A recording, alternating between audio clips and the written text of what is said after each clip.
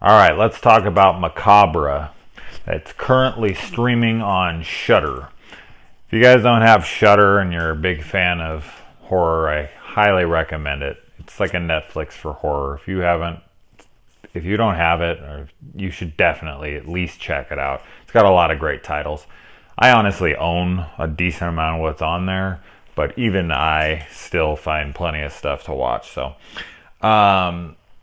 Now this is the 2009 Indonesian film. There's been plenty of Macabres, like 4 of them. There's the one from Lamberto Bava in 1980, and there's a couple others. So this is the Indonesian one. This was done by the Mo brothers, and Indonesian horror you don't really get a ton. The best one I've ever seen is, the Safe Haven segment from VHS 2, which was directed by one of the Mo brothers, and Gareth Evans from the Raid films. That might be my favorite anthology segment ever. But so yeah, I'm not used to Indonesian horror cinema. There just isn't a ton of it out there. But anyway, getting into the movie, it is about a group of friends who are out at the bar, having a night, drinking, doing whatever. They run into a girl as they're leaving who seems to be disoriented, confused. They help her and drive her home against some of the other people in the car's better judgment. And they also accompany her into the house, also against other people saying, this isn't a good idea.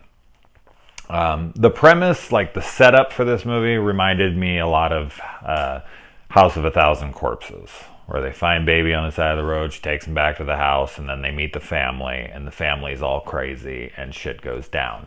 It has basically exact same setup as that. So let's just jump right into it. I liked this. I thought it was pretty cool. I was kind of I was unsure of it for a little while because I didn't know if I was supposed to be taking the movie seriously or not. And I think that you're not supposed to. Even though it does have a more serious tone throughout, it can be pretty silly. Like the main villains in this, especially the mom, they have this like dreamlike, vacant stare the entire film.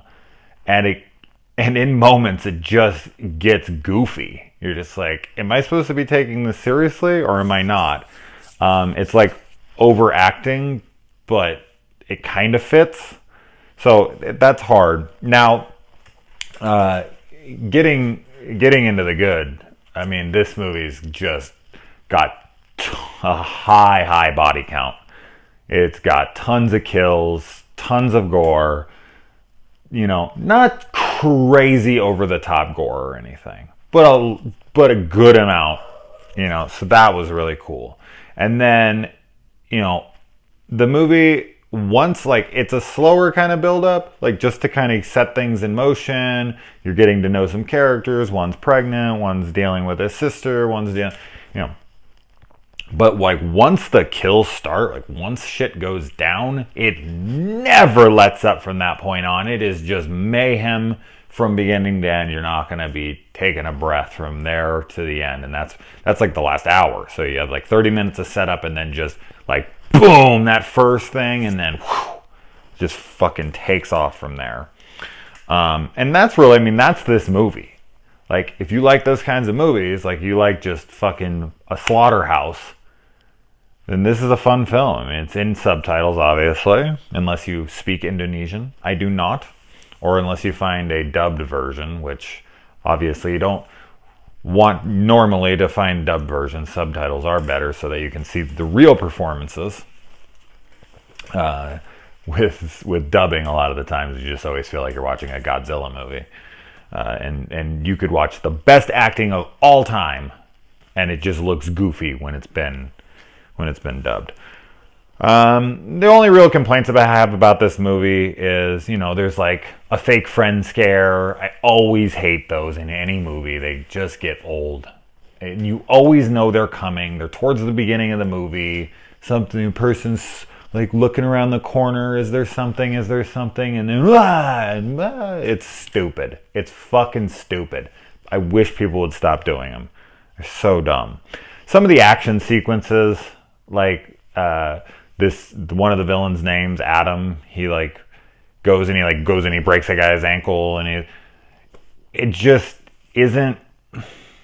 It's very theatrical, and it's not very well shot. It's not very well choreographed. It's just too easy and simple, and it just doesn't look right.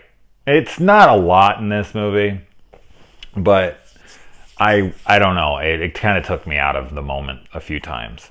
But it's not enough to be like, okay, this is getting overwhelming. It's there, here, and there. Where you're just like, it didn't look very good. That wasn't choreographed very well. You know, things are sped up a little here, or, you know. And then CGI blood. I don't feel like there's any excuse for CGI blood. Ever. Like, I don't like CGI in horror ever. I'm all about CGI and bigger budget, you know, action or sci-fi or whatever, that's fine. But in horror, I just hate CGI in general.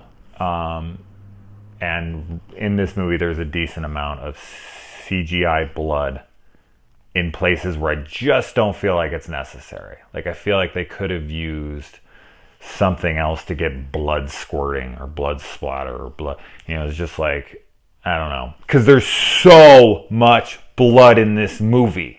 I mean, there's just like, people are head to toe in it. Floors are covered in it. People are fighting and rolling around it and slipping in it. There's a scene where this guy's like literally like slipping through it as he's trying to get through the house. I mean, whatever house set they used, that shit was covered. It looked like a fucking murder spree of like 50 people. So they had plenty of blood on set. And there's plenty of blood in other scenes. And in those scenes, it's like added for extra emphasis that it's coming out of them, or there's more of it, and it's like, you didn't need to put that in there. There's plenty already. So yeah, I could leave the CGI shit out, but that's about it. It's a really fun time. I think that if you, like, as I said, if you really like just a kind of fucking high body count, friends go somewhere and just get massacred, definitely check this out. It's a good time.